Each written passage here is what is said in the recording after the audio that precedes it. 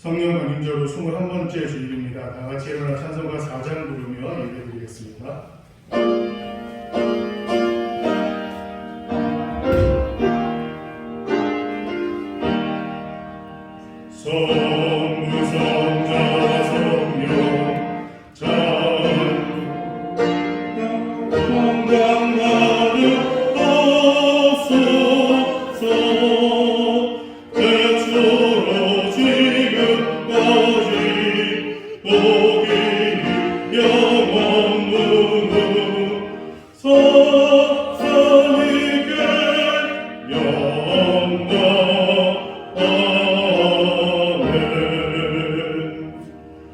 오직 나는 주의 풍성한 사랑을 힘입어 주의 집에 들어가 주를 경외함으로 성전을 향하여 예배하리이다. 주께 피하는 모든 사람은 다 기뻐하며 주의 보호로 말미암아 영원히 기뻐 외치고 주의 이름을 사랑하는 자들은 주를 즐거워하리이다. 아멘.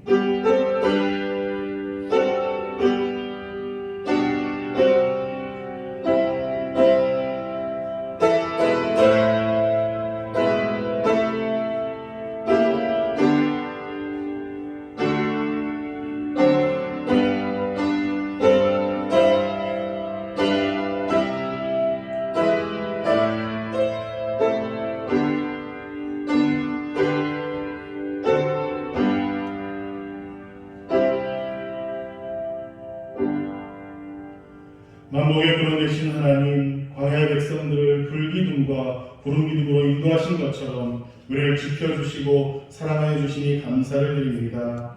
지금까지 우리를 인도하신 하나님께서 오늘 예배하는 자녀들을 다시 한번 성령의 능력으로 이끌어 주옵소서.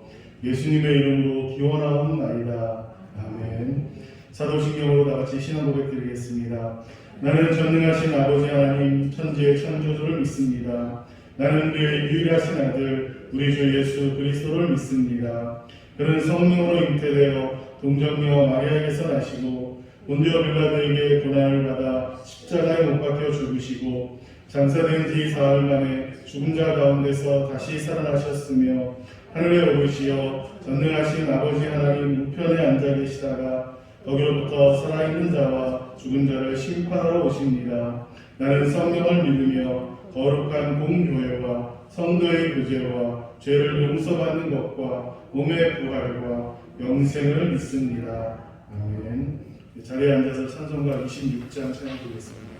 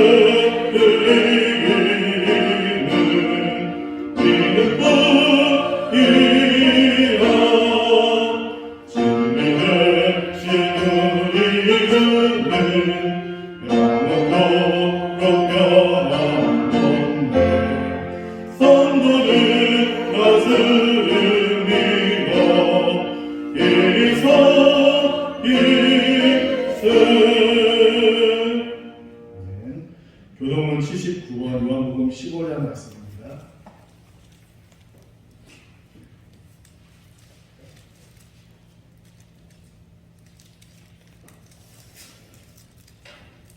나는 포도나무여 너희는 가지라. 그가 내 안에 내가 그 안에 거하면 사람이 열매를 많이 맺나니 나를 떠나서는 너희가 아무것도 할 수 없습니다.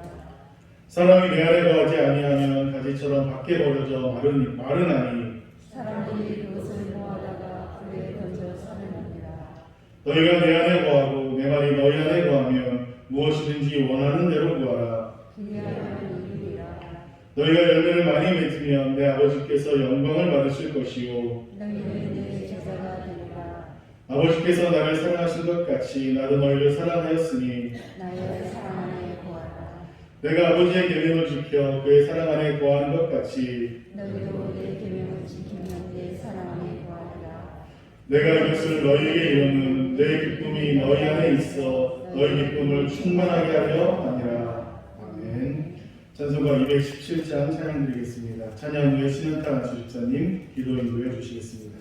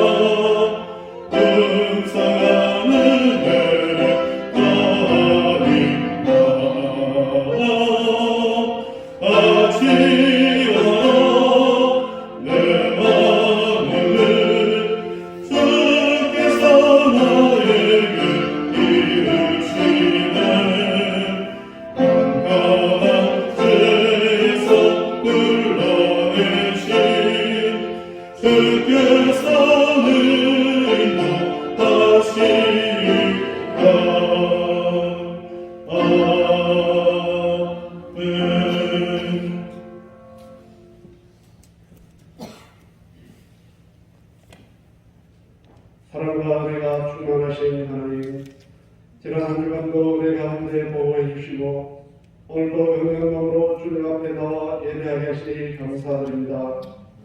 이 시간 하나님께서는 영광 받으시고 저희들에게는 한량없는 은혜와 평안을 내려주시기를 원합니다. 한 주간 살면서 불평하고 원망했던 것, 다투고 시기하고 질투했던 모든 것 다 용서해 주시고 오직 정결하고 온전한 마음으로 아버지께 예배하는 이 한 시간 되게 은총을 내려 주시옵소서. 주께서는 권고한 백성은 구원하시고 교만한 분은 낮추신다고 하셨습니다. 지금 저희들은 소란하고 복잡하며 권고하고 힘든 세상을 살아가고 있습니다. 이 권고한 처지에서 저희들을 구원해 주시기를 원합니다. 그리고 겸손한 마음으로 주께 나아가도록 인도해 주시옵소서. 저희들이 가진 능력은 작지만 하나님의 말씀을 지키며 아버지의 이름을 배반하지 않도록 도와주시기를 원합니다. 그리하여 나의 인내의 말씀을 지켰은즉 시험의 때를 면하게 하리라 하신 아버지의 약속을 은혜로 받는 저희들에게 도와주시옵소서. 이곳에 주의 몸된 교회를 세우시고 주께서 주신 사명을 감당하게 하신 하느님, 다시금 우리 매일교회가 주께서 주신 사명을 힘있게 감당할 수 있도록 밀어주시고 교회 학교와 각 기관들이 다시 일어설 수 있도록 잡아주시옵소서. 담임 목사님께 건강과 생명의 충만한 능력을 더하시사 이 어려운 때를 잘 인도해 가실 수 있도록 붙들어 주시며 우리 모든 성도들도 함께 기도하며 아름다운 공동체를 이루어가도록 힘을 다하여 주시옵소서. 오늘도 생명의 말씀을 제들에게 들려주시기를 원합니다. 그 말씀 듣고 세상에서 승리하며 찬양하며 감사하는 삶을 살도록 인도해 주시옵소서. 이 모든 말씀을 우리 주 예수님의 받들어 기도드립니다.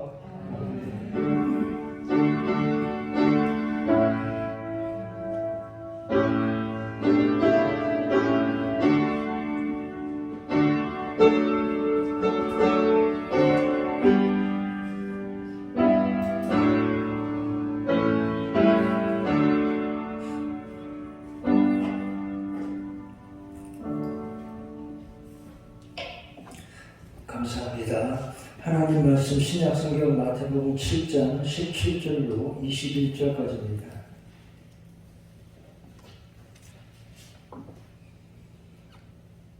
마태복음 7장 17절로 21절 한 절씩 교독하고 21절은 다 같이 읽겠습니다. 7장 17절 말씀 제가 먼저 읽겠습니다.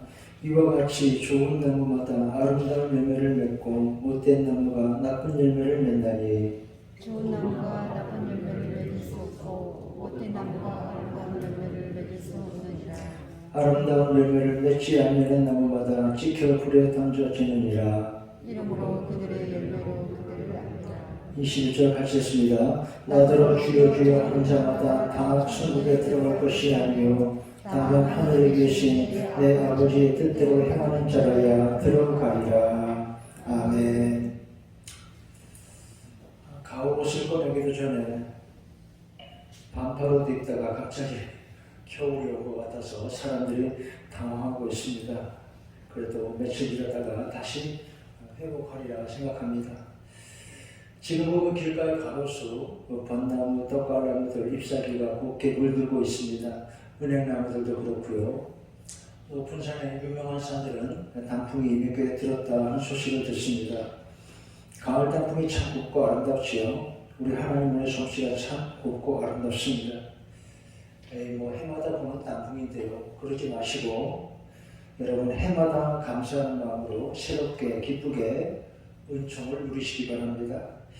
최근에 프랑스 파리에서 개선문을 천으로 다 덮은 일이 있었습니다. 여러분들 국제뉴스에서 보신 분들이 있으실 것입니다. 왜 그런 일을 할까요? 불가리아 출신 예술가 크리스토라는 사람이 천으로 개선문을 온통 감쌌습니다. 그랬다가 보름 남짓 지나서 10월 3일에 그걸 다시 풀었습니다. 왜 이런 일을 할까요? 별로 귀한 줄을 모르고 지내기 때문에 시각을 바꿔준다는 것입니다. 그저 그렇거니 늘 거기 그렇게 있거니 이 생각을 바꿔주는 작업이라 그랬습니다. 그래서 천으로 개선문을 다 덮었다가 보름 뒤에 다시 걷었습니다. 이것도 예술 작업이라고 합니다. 익숙한 풍경이란 무엇인가? 기원이 은폐되고 대상의 주체적인 성질이 사라진 모습이라고. 그래서 풍경이 된 건축물은 더 이상 건축가의 의도를 품지도 행인의 감상이 되지도 못한다고 기껏 지었는데 시간 지나고 보니까 무덤덤해졌더라. 좋은 것도 아니고 안 좋은 것도 되지 못한다. 그러면 공일이라 이 말이죠. 그래서 이런 작업을 한다는 것입니다. 아주 신선했습니다. 사람들을 환기시키는 것입니다. 사라진 주체가 되돌아오는 사건이라 그랬습니다. 사람들이 개선문을 다시 보고 또 본다는 거예요. 이래야죠. 우리가 자연도 사람도 교회고 우리 교우들도 모두 이런 마음으로 자꾸 새롭게 보시기 바랍니다. 교회도 예배도 하나님 말씀도 마찬가지입니다. 매주일 예배를 드려도 늘 새 마음으로 예배하고 새로운 은혜와 축복을 얻는 여러분 되시기 바랍니다. 단풍 이야기를 시작했죠. 단풍이 아름답습니다. 더 중요한 건 무엇입니까? 열매죠. 좋은 열매, 곡식과 열매. 가을은 무엇보다 좋은 열매가 있는 계절입니다. 좋은 열매, 좋은 나무, 아름다운 열매. 예수님 말씀하셨죠. 좋은 나무가 아름다운 열매를 맺고 우리 삶에 이렇게 하나님 주시는 아름답고 좋은 열매가 가득하기를 원합니다. 그리고 우리 교회가 좋은 나무 같아서 우리 성도들 생활에 이렇게 여러분 가정과 사업에 기도와 소원에 하나님이 주시는 좋은 열매가 아름다운 열매가 가득하시기를 바랍니다. 오늘 하나님 말씀 봅니다. 첫 번째 마태복음 지난 주일에 설교반에 잠깐 말씀을 드렸습니다. 예수님의 탄생, 그 앞서 나오는 메시아의 족보에 대해서 거기에 담겨있는 하나님 마음을 느끼자 말씀을 드렸습니다. 그분이 오신 이유, 이렇게 해서 태어나신 예수님, 그분은 첫째로 우리 구주가 되십니다. 예수님의 탄생 족보가 말해주는 것처럼 그분이 오신 이유는 무엇보다, 예수님 오신 이유는 무엇보다 죄인인 우리를 구원하시는 것입니다. 그분이 오셔서 하신 일들, 죄인이라도 실패하여서도 절망하지 말고 살아라. 우리를 일으켜주시고 다시 손을 붙잡아 주시는 것입니다. 이렇게 구원은 하나님의 선물, 예수님이 주시는 은 좋은 것을 알 수가 있습니다. 감사하고 살아야죠. 두 번째, 그 이름은 임마누엘. 이제 하나님이 우리와 함께 계신다 하는 뜻입니다. 우리와 함께 계시는 하나님이라 그랬습니다. 마태복음 1장 요셉이 등장합니다. 그는 의로운 사람이라 그런 말씀이 나옵니다. 이 말씀의 깊은 뜻은 그가 착한 사람이라 그렇게 보아야죠. 그냥 그 단어의 뜻은 그는 법대로 사는 사람이다. 법을 어기지 않는다. 그런 뜻입니다. 요셉은 의로운 사람이라. 그런데 깊은 뜻은 그가 착하고 선한 마음을 가진 사람이라는 뜻입니다. 이런 사람이 좋지요. 여러분, 의롭기만 하고 상하면 어떻습니까? 그 사람 참 불편할 것입니다. 그는 무섭죠. 무슨 일을 벌일지 몰라요. 오늘 우리 사회가 이렇게 소란하고 컬컬한 것은 다 자기가 의롭다고 말하는데 남에게는 사납기 때문이 아닐까 생각합니다. 여러분 정치하는 사람들 보세요. 상대방을 죽이려고 합니다. 감동이 없죠. 요셉은 착한 사람이었습니다. 예수 그리스도의 나심을 이러하니라. 마리아가 요셉과 결혼하고 동거하기 전에 성령으로 잉태된 것이 나타났으니 어떻게 해요? 이 일을 어떻게 해야 되는 말입니까? 1장 19절 그 남편 요셉은 의로운 사람이라 그를 드러내지 아니하고 가만히 끊고자 하여 그랬습니다. 어떤 성경 번역을 보면 이렇게 썼습니다. 그는 마리아를 부끄럽게 하지 않으려고 막 떠버리지 않았습니다. 드러내지 않고 조용히 남의 허물을 알고도 덮어주는 마음이라 했습니다. 왜 그렇습니까? 그를 사랑하니까요. 진심으로 그를 사랑하니까요. 그래서 요셉은 마리아를 욕되지 않게 하려고 합니다. 하나님은 이런 사람들의 고운 마음을 통해서 일하시는 것입니다. 요셉은 가만히 그랬습니다. 상대 허물이라도 덮어주려는 고운 마음, 착한 사람인 것을 알 수가 있습니다. 사실 마리아가 뭘 부정하게 잘못한 것은 아니었습니다. 예수님 잉태한 것은 하나님이 하시는 신비한 일이었습니다. 성령의 잉태라 그랬습니다. 왜 그러셨을까요? 여기 다 이유가 있습니다. 메시아로 태어난 아기가 그가 일반적인 결혼관계에 의해서 출생을 한다면 그는 사람의 아들로 원죄를 가지고 태어나게 됩니다. 모든 사람이 다 죄가 있기 때문에 그렇게 태어나면 죄를 가지고 태어난다 이 말입니다. 그런데 나에게 죄가 있는 사람이 어떻게 남의 죄를 속하겠습니까? 이치가 그렇잖아요. 그래서 우리 예수님이 성령으로 잉태하신 이유는 죄 없이 나신 분이다. 그런 뜻이 됩니다. 그런 그분이 죽으심으로, 무죄한 그분이 죽으심으로 죄를 가진 우리가 용서를 받게 되는 것입니다. 이것이 하나님의 뜻입니다. 여하튼 이렇게 요셉이 마리아를 지켜주어서 구주 탄생이 이루어졌습니다. 하나님의 구원과 기적도 이렇게 선한 사람들의 역할이 있음을 여러분 잘 보시기 바랍니다. 그래서 우리도 이렇게 살려고 애를 써야 교회생활, 가정생활, 사회생활 여러분 모든 일들이 이렇게 선한 역할, 아름다운 역할을 하는 여러분 되시기 바랍니다. 2장 동방박사들의 경배입니다.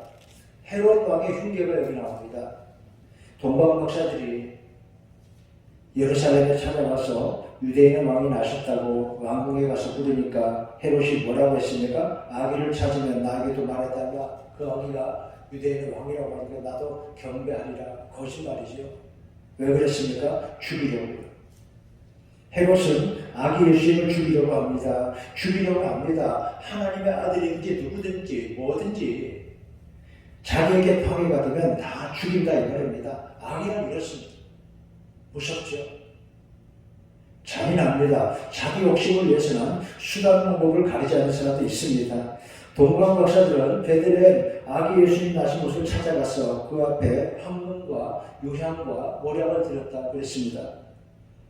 예물을 들어 메시아를 경배했습니다. 이것들이 그 당시로 가장 귀한 것들이고 그리고 각각의 예물에 나름대로 상당한 뜻이 있습니다. 이것은 하나하나 메시아가 오셔서 하실 일들, 그 특성과 일들을 예고하는 것입니다. 황금과 유향과 모략이라 가장 귀한 것, 가장 거룩하고 고귀한 것, 그리고 모략은 죽음에 필요한 것입니다. 주님 지신 십자가, 이렇게 해서 이루어진 우리 구원을 예물들이 미리 예고하고 있습니다. 하나님이 그들의 꿈에 나타나서 말씀하셨습니다. 너희는 헤롯에게로 가지 말고 다른 길로 가라고. 아기 예수님 나신 것을 헤롯에게 가르치지 마라 그랬습니다. 나중에 일어난 헤롯은 방문해서 베들레헴 지경원에 있는 2살이야 아기들을 다 죽이라고 무서운 명령을 내렸습니다. 다행히 예수님의 가족은 이미 피신을 했습니다. 동방박사들이 떠난 후에 주의 사자가 요셉에게 나타나서 아기와 어머니를 데리고 애굽 땅으로 피신하라 그랬기 때문입니다.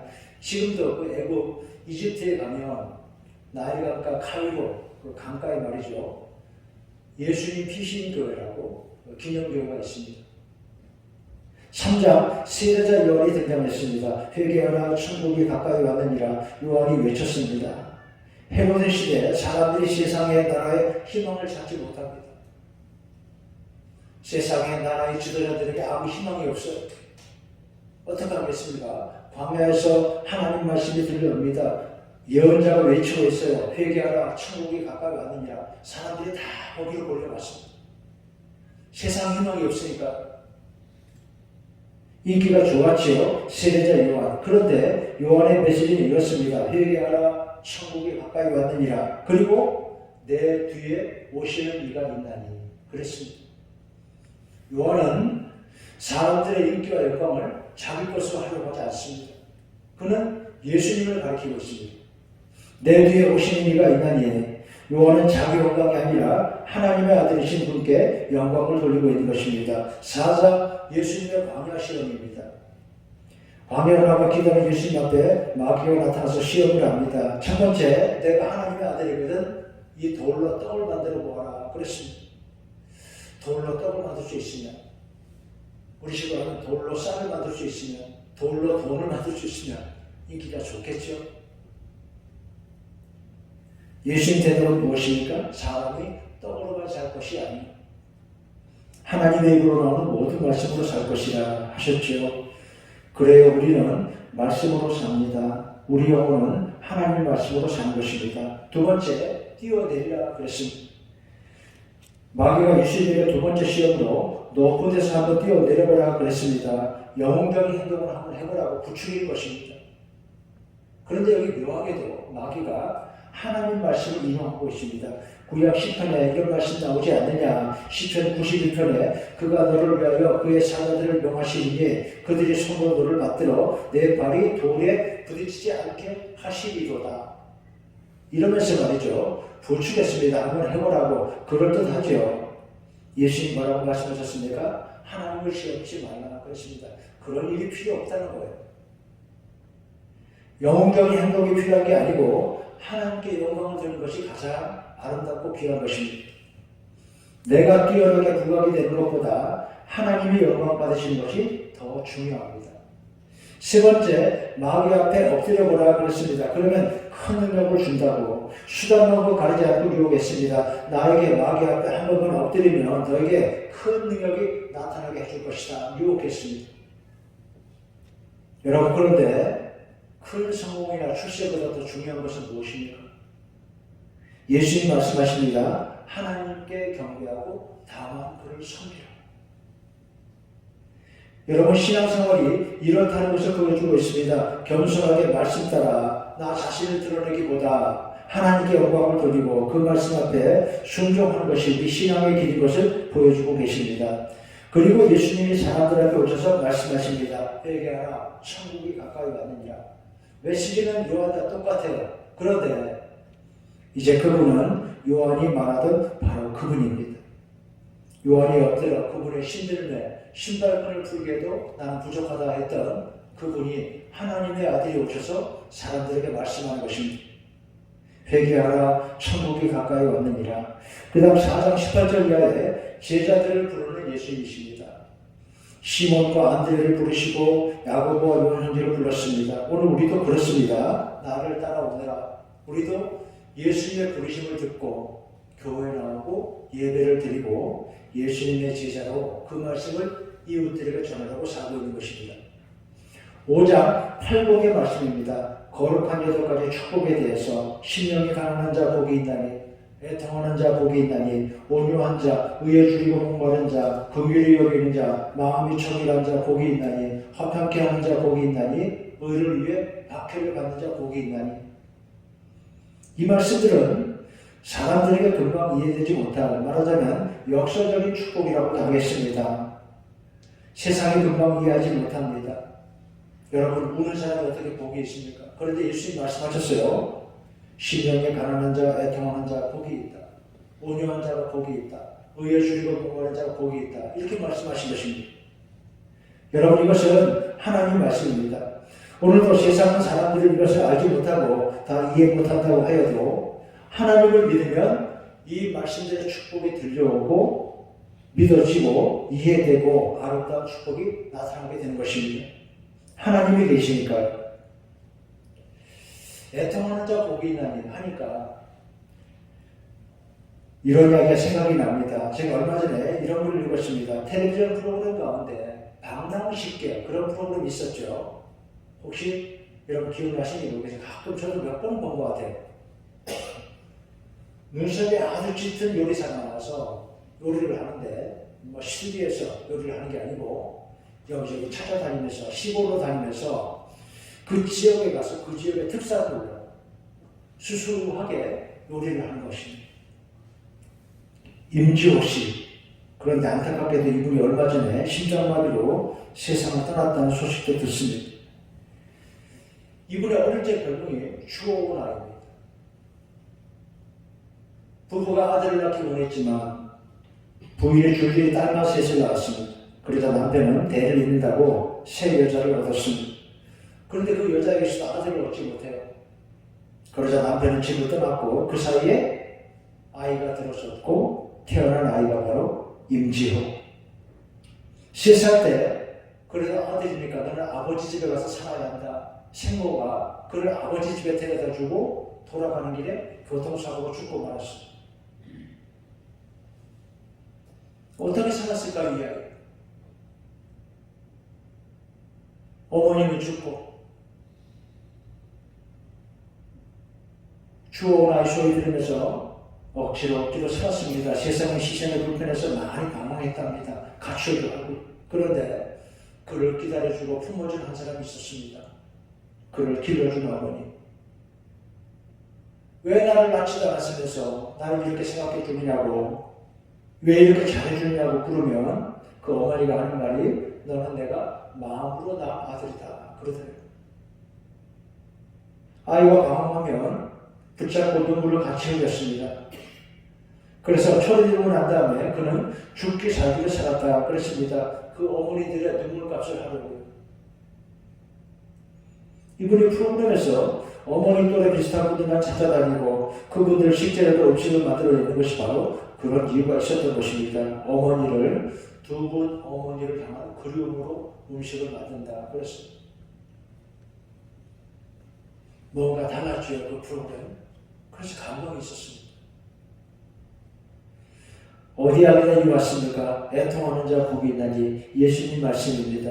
그 다음 5장 13절 너희는 세상의 빛과 소금이라 하셨습니다. 세상의 빛이 되라 희망이 되고 길을 보여주는 교회가 되라 하는 말씀입니다. 산 위에 있는 동네같이 사람들이 다 보도록 너희는 복음의 빛을 밝게 비추라는 것입니다. 오늘 우리가 예배하고 이렇게 여러분이 교회를 사랑으로 섬기는 것, 이렇게 주님 말씀에 순종하는 것입니다. 그런데 요즘 참 어렵죠. 모이기는 겨우 모이지만 과거 어느 때보다 예수님 복음 전하기가 힘들게 되었습니다. 어떻게 해야 할까요? 이런 책을 보았습니다. 초기 교회의 인내와 발효. 초기 교회의 인내와 발효. 엘렌 프라이드라는 사람이 썼는데 이런 내용입니다. 교회가 길을 잃었다고 하는데 아니라고. 초기 교회들을 보라고. 로마 제국의 변방에서 미약하게 시작한 복음이 어떻게 로마를 이겼는가. 복음이 어떻게 전파되는지 그 당시 교회는 지금보다 훨씬 약하고 어려웠습니다. 그런데 어떻게 로마를 정복하느냐? 그 비결은 인내와 발효라고 본 것입니다. 묵묵히 자기의 걸음을 걷는 것입니다. 예수님 말씀 따라서 인내와 발효 푹 썩는다 그러죠. 속을 푹 썩이고요. 조급하게 생각하지 말고요. 너희 착한 행실을 보고 사람들이 하나님께 영광을 돌리게 하라. 천국의 유리를 말씀했습니다. 내 오른편 뺨을 치거든 왼편도 돌려대며 속옷을 달라 하면 겉옷도 내어주고 누가 억지로 오리를 가게 하거든 심이라도 선선히 가져오라. 넉넉하게 하라고 말씀하는 것입니다. 예수님 믿음이 이렇게 살아야 한다는 거예요. 누구를 위해? 무엇을 위해? 하나님의 영광을 위해서. 하나님 나라 바라보고 성도들은 이렇게 살라고 주님 말씀하셨습니다. 심지어 원수를 사랑하라, 그를 위해 기도하라 하셨습니다. 여러분 이럴 수가 있습니까? 세상은 그렇게 하지 못해도 믿는 사람들은 이렇게 하는 것입니다. 원수를 사랑하고 그를 위해 기도하라고. 6장 기도에 대한 말씀입니다. 너희는 골방에 들어가 기도하라 그랬습니다. 이 말씀은 자랑이라 허세로가 아닌 진실한 기도를 뜻합니다. 남에게 보여주는 것이 아닌 하나님 오시는 기도. 바리새인과 세리가 성전에 기도하러 올라갔습니다. 바리새인은 막 자랑했습니다. 길게 기도하고 자기 자랑을 많이 했어요. 하나님 내가 이것도 하고 저것도 하고요. 나는 어떤 사람이고요. 그런데 세리는 어떻게 했어요? 그냥 자기 가슴을 치고 울기만 했습니다. 하나님 나는 죄인이에요. 하나님은 세리의 기도를 연락하셨습니다. 기도는 하나님께 드리는 것이니까요. 우리 교회 기도 순서 맡은 분들은 다 은혜롭습니다. 오늘도 일부 예배 우리 집사님 기도 얼마나 감사하죠. 우리 교회는 그렇지 않지만 우리가 공중기도를 하다 보면 제가 드리는 말씀 잘 양하고 들으시기 바랍니다. 부지 중에 하나님이 아니라 사람을 의식한 기도를 드리기가 매우 쉽다는 것입니다. 그러다 보면 나 자신의 진실한 회개와 간구 이런 것이 없을 수도 있다는 것입니다. 그러나 이것을 잊지 않고 자꾸 각성해야 합니다. 지금 내가 기도하는 대상은 하나님이십니다. 우리는 하나님께 기도하는 것입니다. 이걸 자꾸 생각해야 해요. 그러면 자랑도 필요 없고 그냥 솔직하게 말도 꾸밀 필요가 없고요. 그 다음에 그래서 주기도문이 나오지 않습니까? 주님이 가르쳐주신 기도, 너희에게 이렇게 기도하라 하셨습니다. 하늘에 계신 우리 아버지여, 이름이 거룩히 여김을 받으시오며. 먼저 하나님의 이름을 부르고, 첫째 하나님께 영광, 두 번째 오늘의 필요를 구합니다. 우리에게 일용할 양식을 주시고 감사함으로 구해야 합니다. 세 번째, 죄의 용서를 간구하고 우리가 우리에게 죄진 자를 사하여 준 것 같이 우리 죄를 사하여 주시고, 네 번째, 선한 길로 인도하실 것을 바라고 우리를 시험에 들게 하지 마옵시고 악에서 구하시옵소서. 다섯 번째, 끝으로 하나님께 영광을 돌리는 것. 나라와 권세와 영광이 아버지께 영원히. 주기도문의 요약이 이렇습니다. 그 다음에 6장 19절 이하 말씀, 염려하지 말라, 너희 부모를 땅에 쌓아두지 말라 하셨습니다. 하늘 창고가 있다는 것입니다. 거기는 종과 동목이 해치지 못한다고. 우리가 하나님께 드린 것은 무엇도 빼앗아갈 수 없고 해칠 수가 없는 것입니다. 여러분도 그런 경험 있으시죠? 어느 때 작정하고 하나님께 큰 헌금 드리기로 하고 주님하고 내일 교회 가서 드려야지. 그럼 그날 밤 잠이 안 오잖아요. 너무 좋아서. 하나님이 기억하신다 이 말입니다. 무엇을 먹을까, 무엇을 마실까, 무엇을 입을까 염려하지 말라. 들의 백합과를 구하라. 하나님이 다 입히시고 기르신다. 아궁이에 던질 들풀도 이렇게 입히시거든. 하물며 너희일까 보냐. 그런즉 너희는 먼저 그의 나라와 그 의를 구하라 하셨습니다. 이렇게 살라고 당부하십니다. 말씀 듣고 순종의 삶의 복을 받습니다. 기도의 능력이라는 책에 이런 내용이 나옵니다. 교회는 더 나은 방법을 찾지만 찾고 있지만 하나님이 찾고 있는 것은 사람이라는 것입니다. 교회는 더 나은 방법을 찾지만 하나님은 더 나은 사람을 찾고 계신다. 중요한 것은 말씀을 듣고 순종하는 한 사람입니다. 말씀대로 살려는 여러분의 모습이 하나님을 기쁘시게 하는 것입니다. 책에서도 이런 문장도 봤습니다. 중요한 것은 메시지가 아니다. 중요한 것은 메시지가 아니라 메신저다 그랬습니다. 중요한 것은 메시지가 아니라 말이 아니라 그 말을 전하는 사람입니다. 똑같은 말도 누가 하느냐에 따라 다르죠. 어떤 사람 말은 처음에 믿기지 않아요. 듣고 싶지도 않아요. 교원 영생이라고 말을 얼마나 잘하는지 모르겠어요. 그런데 그 말을 듣고 싶지 않아요. 왜? 그 사람을 보기 때문입니다. 중요한 것은 메시지가 아니라 메신저입니다. 하나님의 말씀을 듣고 순종하는 한 사람, 말씀대로 살리는 여러분 모습이 가장 귀한 것을 잊지 마시기 바랍니다. 7장 구하라 찾으라 누리리라 받을 것이라 찾을 것이라 열리리라 기도하면 하나님이 주신다고 했습니다. 13절 좁은 문으로 들어가라. 세상 사람들이 다 가는 길로 가지 말고 하나님 뜻을 따라 살고 헌신하라는 말씀입니다. 십자가를 지라. 내 제자가 되려면 십자가를 지고 나를 따라오라 하셨습니다. 그리고 17절 말씀 좋은 나무가 아름다운 열매를 맺나니 주님 우리에게 이런 열매를 기도하시고 그리고 믿고 순종하면 이런 열매를 주신다고 했습니다. 좋은 나무가 아름다운 열매를 맺나니 구원의 열매, 생명 열매, 축복의 열매입니다. 끝으로 24절 반석 위에 지은 집이라고 말씀하셨습니다. 이 말씀의 뜻은 세상 것 의지에 살면 그것이 집이든지 돈이든지 명예든지 건강이든지 세상 자랑은 결국 무너지고 만다 그런 말씀입니다. 홍수 때 어설픈 집들이 다 떠내려가는 것처럼 세상 것들은 결국 다 무너지고 맙니다. 그러나 반석 위에 세운 집이 있습니다. 이렇게 하나님의 믿음의 우리 집을 세우면 영원히 흔들리지 않는다 그런 말씀입니다. 제목 한 번 더 보고 마치죠. 좋은 나무 아름다운 열매. 여러분 가을입니다. 아름다운 단풍을 보며 하나님 은혜 감사하고 좋은 나무의 아름다운 열매. 우리 생활 먼저 우리 교회 하나님 말씀을 따라 좋은 나무 같은 교회가 되게 해주세요. 함께 기도해 주시기 바랍니다. 좋은 나무 아름다운 열매처럼 우리 생활 여러분 생활이 이렇게 하나님 주시는 아름다운 열매 구원과 생명 열매 축복이 가득하시기를 주의 이름으로 축원합니다. 하나님 아버지 우리 교회 우리가 하나님 섬기고 예배하는 이곳이 좋은 나무 같아서 우리 성도들 생활에 좋은 열매 아름다운 축복의 열매 가득하게 풍성하게 하여 주시옵소서. 예수님의 이름으로 기도나이다. 아멘. 이제 말씀 생각하며 597장 찬송 다 함께 부릅니다.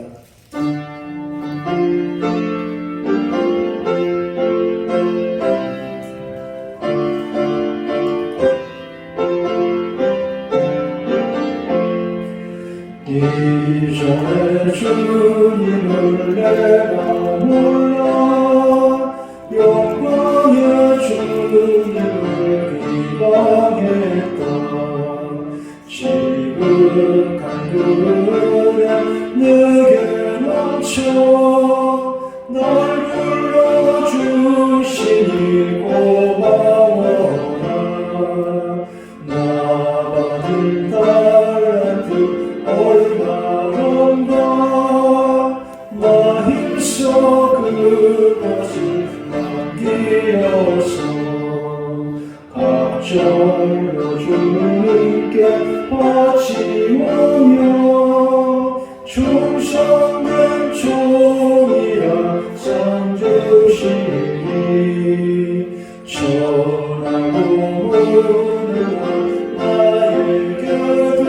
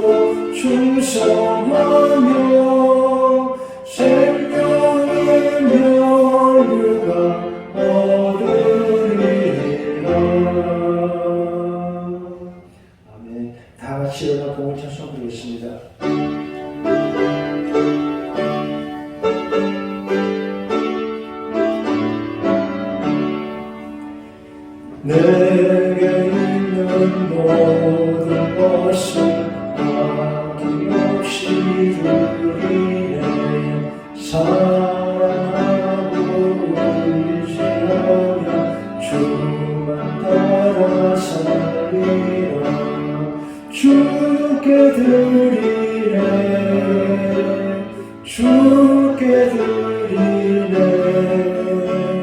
사랑하는 구주 앞에 모두 드리네.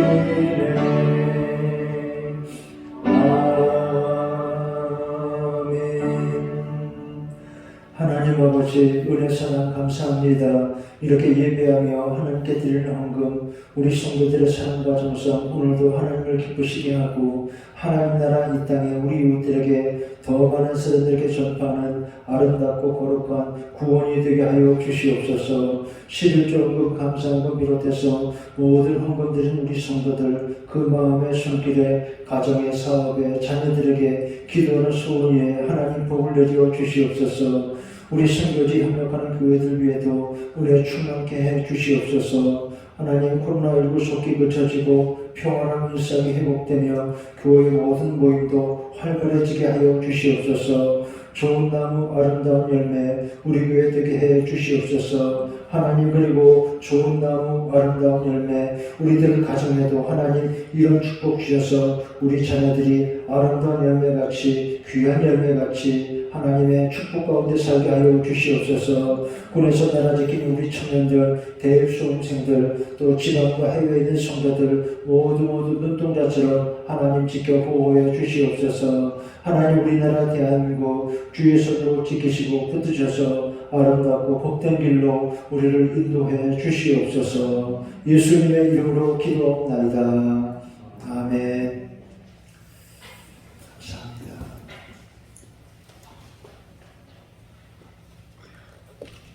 교회 소식 말씀드리겠습니다. 주일은 아직 당분간 1부, 2부, 3부 예배가 모이고 있습니다. 아직까지는 본당 좌석수의 10% 이렇게 예배를 모이고 있는데 지금 정부에서 발표한 대책을 보니까 접종 완료자는 20%까지 모일 수 있다는데 어저께 친구 목사님을 이렇게 만나서 이야기하다가 이거 어떻게 해야 되냐고. 다른 방법이 없어.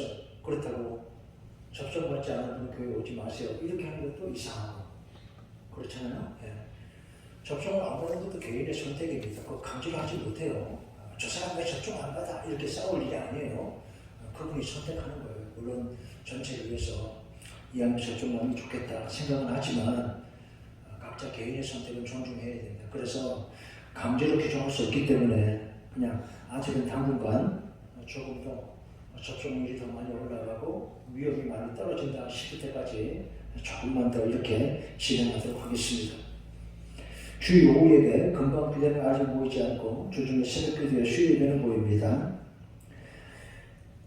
사정이 있어서 주일 예배 나오지 못하는 분들 위해서는 지금 이 일부 예배 실황을 녹화해서 유튜브에 올려둡니다. 우리 구역 식구들 교우들 간에 서로 자주 연락하시기 바랍니다. 새벽 기도에 오늘부터 금요일까지 새벽 5시 별관 2층에서 모입니다. 수요 예배, 수요 저녁 7시 반 본당에서 모입니다. 매일 성도님께 이제 진도가 마가복음 5장부터 시작합니다. 평안교회 정기노회가 이번 주 화요일 날 100주년 기념관 대관당에서 있습니다.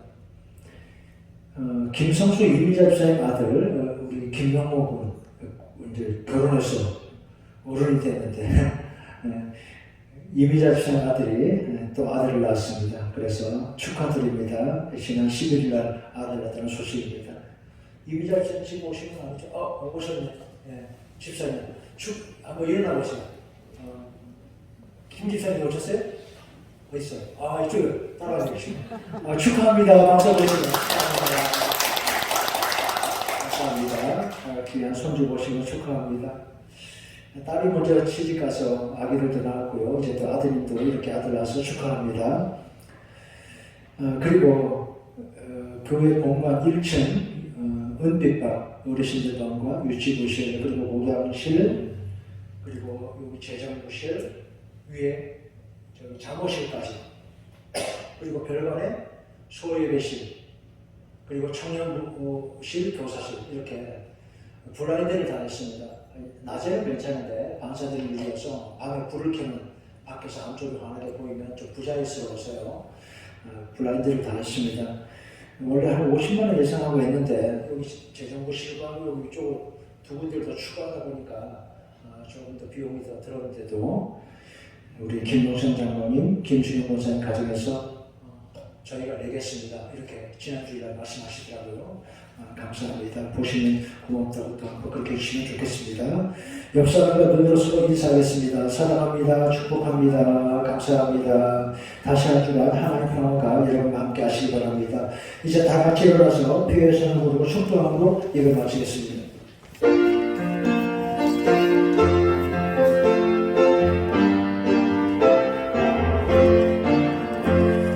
우리에게 향하신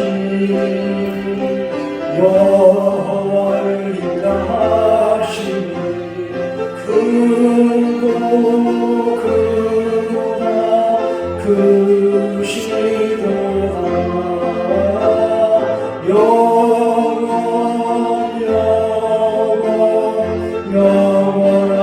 영원하시도다.